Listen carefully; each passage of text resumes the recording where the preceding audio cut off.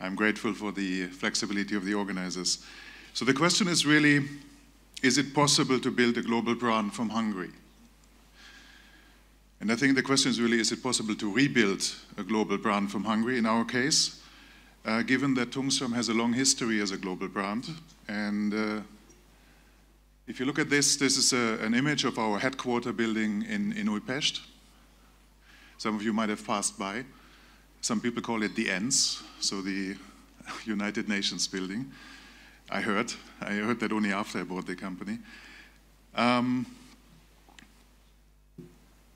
7 months. So basically 3rd of April, we bought the company, or I bought the company as a management buyout from G Lighting.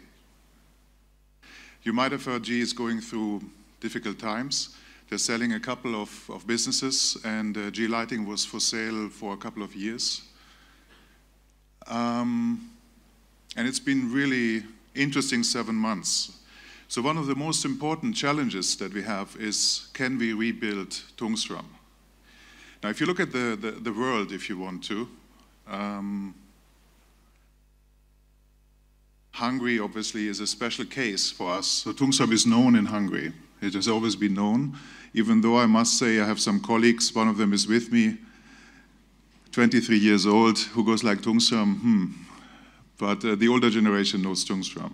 So we split the world into sort of 3 parts. Hungary, then there are countries where Tungsram is known, and to some extent G Lighting never stopped using Tungsram. So that's mainly like Middle East, North Africa, places like, let's say, previous, call them socialist brother and sister countries, so like Vietnam, Angola, Argentina, places like this. And then there are all the others. So if you go today to Australia and you ask anyone about Tungsram, specialists, the lighting specialists probably remember, but the person on the beach will probably not. So the question is, when you look at what we have done, how can we sort of build the brand again? And our brand statement is, innovation is our heritage.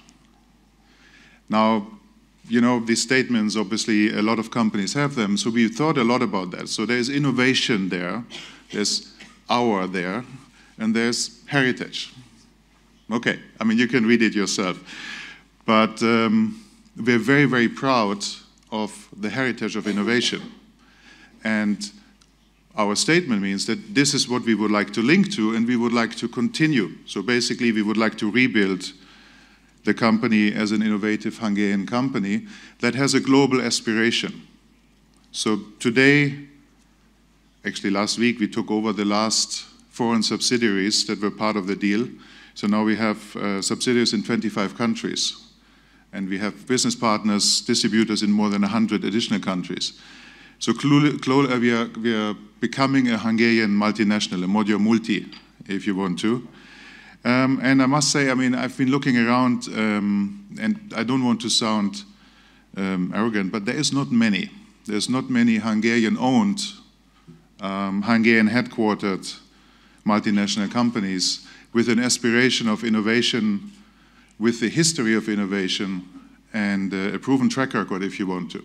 So what happened is, in 1989, basically, the company, I don't want to go through all the details here, but in 1989, Tungsram was bought by G Lighting. This was the first larger acquisition, let's say. It was even started before the system change. And I think that was very important, because without that acquisition, Tungsram wouldn't exist today. So I think we have to be very clear and in a way grateful that GE decided to invest $1 billion into Tungsram in the first couple of years particularly. And that's why Tungsram still exists.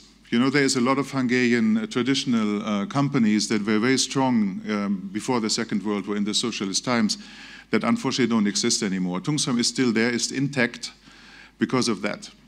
Now what happened is that GE kind of lost a bit of the focus on lighting. They were focused on other industries, and as I said, it was for sale eventually.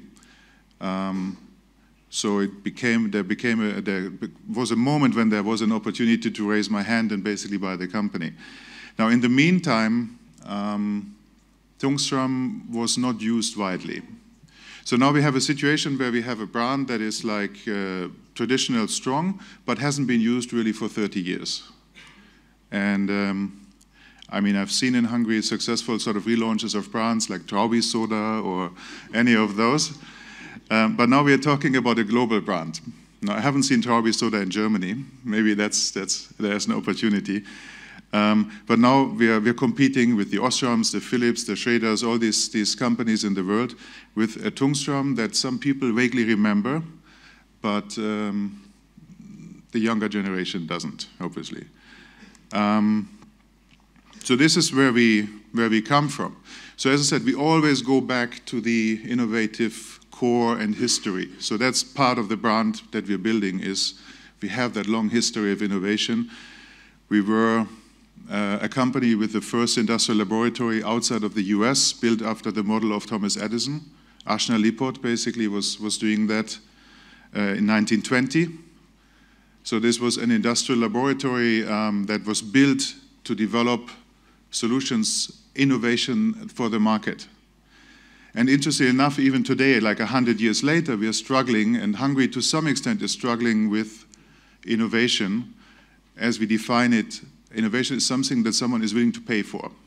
So that's the difference between research and innovation, if you want to.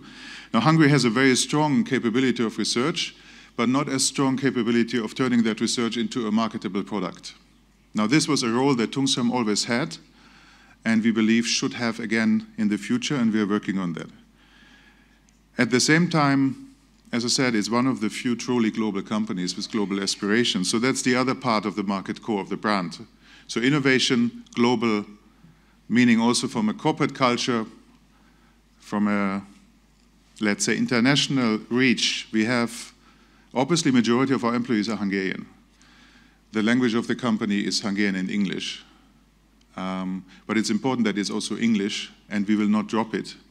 So we have to be that place where, for example, a Hungarian who lives abroad today and would like to come back to Hungary can work in an international environment in a Hungarian company in a challenging and meaningful way. It's probably the most, I would say, and obviously I'm biased, it's probably the most challenging transformation in the country. So if anyone would like to do something with impact, a satisfying job where you can see the results, that's at Tungsram today. We have products, obviously what I call the core. We have all sorts of light, traditional LED for buildings, for outdoors, obviously LED mostly in Nagykanizsa. Automotive lighting, we are sort of the third globally on automotive lighting, which is one of the areas that we have taken over completely from GE. We have, and that's I think also very important, because of automotive lighting, we have very, very high quality standards. And that becomes very important now as we're looking for what else do we do. So we know that the lighting industry is an industry that is going through, call it now disrupted by LED.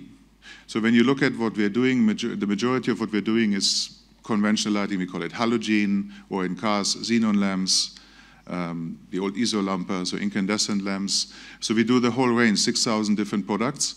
The only problem is the customer doesn't want to buy it anymore. They want to buy LED. So from that point of view, we have what a lot of companies will be having ahead of them. We're already being disrupted. So now we have two options. We shrink and then at some point disappear. And that's happening with some of our particularly smaller competitors. Or we see what else we can do. What else can we do with our existing infrastructure and technology? And I stop here because it's very important when you are an automotive supplier, as we are basically delivering lamps for cars, then you have very high aspirations. So you have to have fulfillment rates of 100%. You can have defects per million parts of maybe 1 or 2. Because effectively, you know, a car is consisting of 3,000 different parts coming from hundreds of suppliers.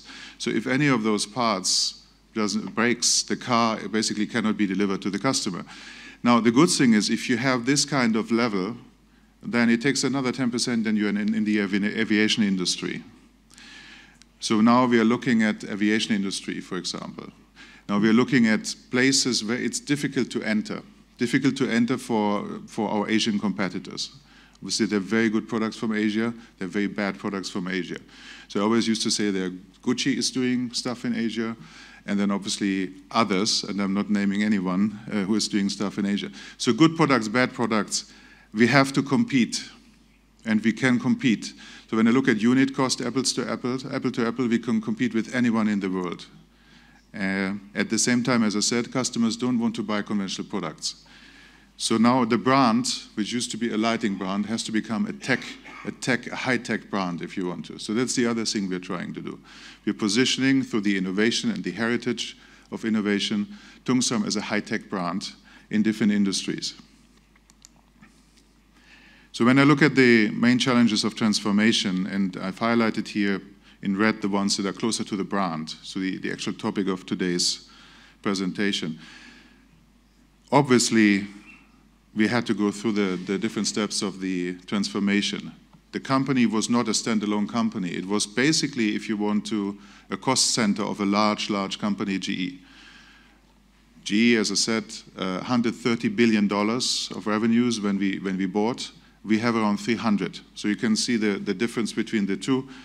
The management was not complete. We didn't have systems. We had more than 200 IT systems, more than 100 shared with GE, some of them still today. So we're still in the transformation of becoming a standalone, fully functional company.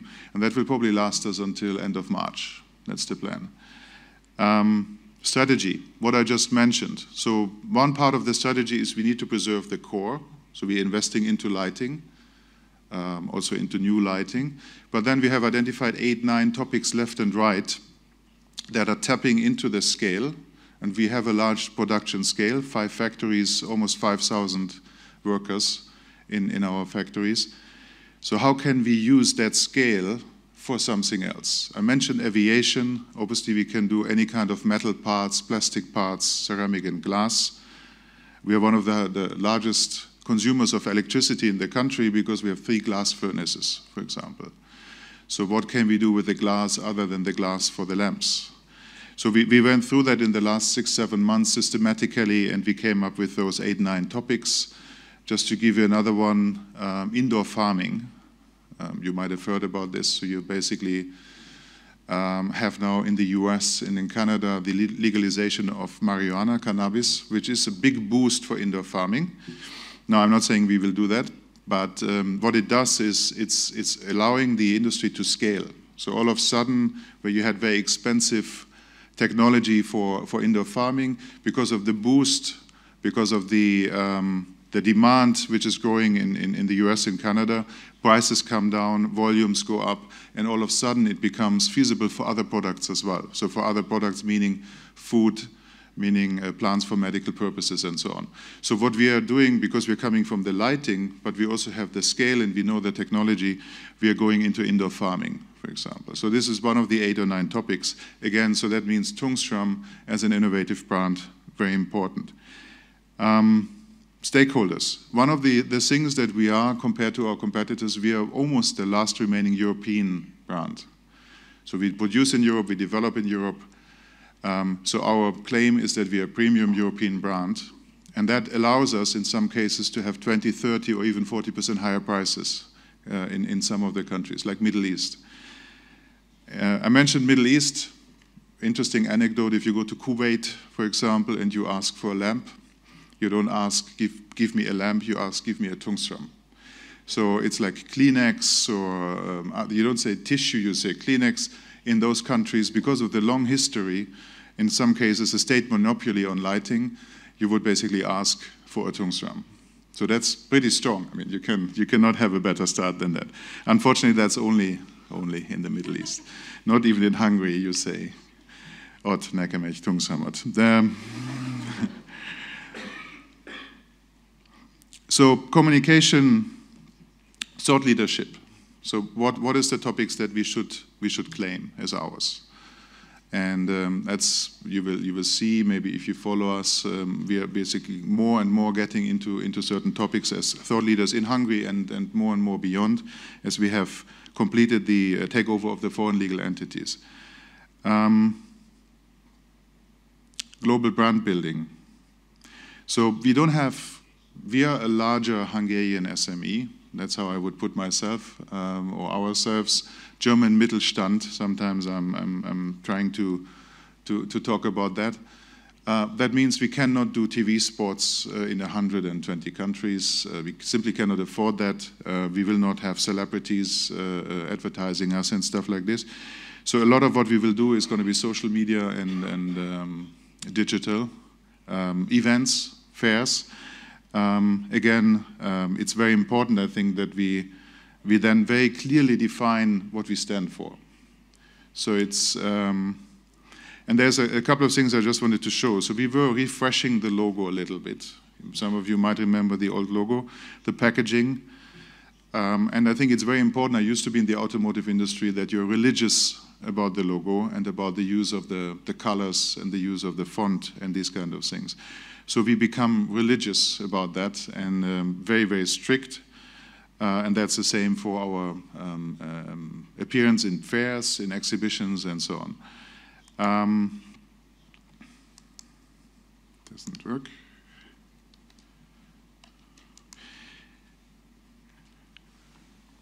There should have been more slides. Coming? Okay. Packaging. So one of the things where we have the right for another couple of, like, let's say 1.5 years to use the G Lighting brand next to the Tungsram brand. So we have been very specific in countries where we say, in some countries Tungsram is stronger, we switch immediately. In some countries G is stronger, there we have to build the brand. And in order not to confuse our customers, we have chosen a strategy in those countries where G is stronger, that the packaging, the colors will remain, at least for now. So that's basically, as I said, for the next 12 months where we have a transition period, we will basically do that. And the digital mostly campaign is basically, in these countries, new name, same quality.